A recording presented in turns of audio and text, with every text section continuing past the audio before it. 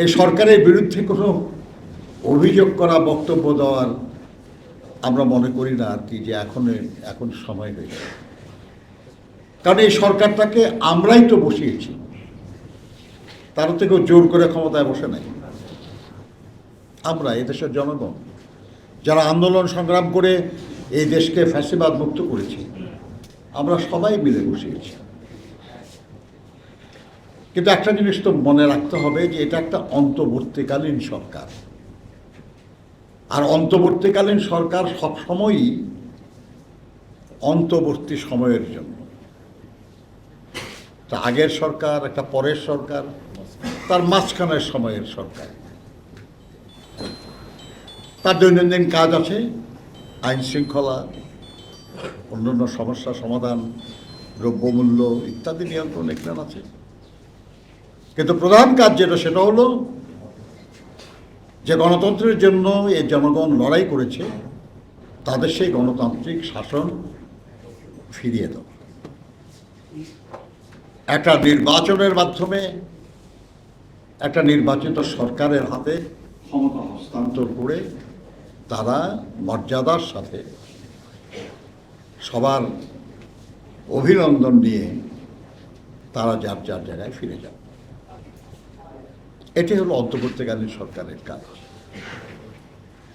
আমরা জানি যে বাংলাদেশের কিছু রাজনৈতিক শক্তি আছে, কিছু সামাজিক শক্তি আছে, তারা অনেকেই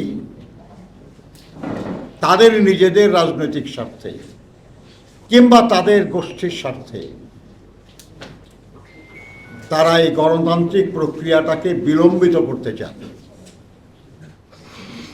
নানা কায়দায়, নানা কৌশলে তারা গণতন্ত্রের এই অভিযাত্রাকে বিলম্বিত করতে চান। এতে তাদের স্বার্থ কতখানি হাসিল হবে আমরা জানি না, কিন্তু দেশ এবং জনগণ বিপদাপন্ন হতে পারে। আমরা নানা ঘটনার উল্লেখ আমাদের সহকর্মীরা করেছেন, অনেকেই বলেছেন। আমরা মনে করি যে একটা রাষ্ট্র, যে রাষ্ট্র তিন দিক থেকে ঘিরে আছে এমন একটি শক্তি, যে শক্তি আমাদের শত্রুকে আশ্রয় দিয়েছে, আমরা যে শক্তির বিরুদ্ধে এতদিন ধরে লড়াই করলাম, পরাজিত করলাম, যাদেরকে, যারা অপরাধী, যাদের শাস্তি হওয়া দরকার, যাদের বিচার হওয়া দরকার, তাদেরকে আশ্রয় দিয়েছে।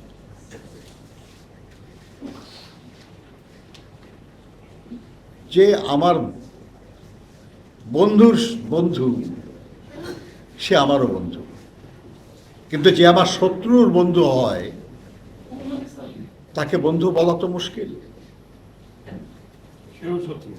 আমরা আশা করি, আমরা বরাবরই চেয়েছি যে আমরা সবার সঙ্গে বন্ধুত্ব করতে চাই, বিশেষ করে প্রতিবেশীদের সঙ্গে। কারণ আমি আমার স্ত্রী বদলাতে পারবো, কিন্তু প্রতিবেশী বদলাতে পারবো না। প্রতিবেশী এমনই গুরুত্বপূর্ণ, কিন্তু আমরা চাই সে প্রতিবেশী বন্ধু সম্পন্ন, বন্ধু ভাবাপন্ন।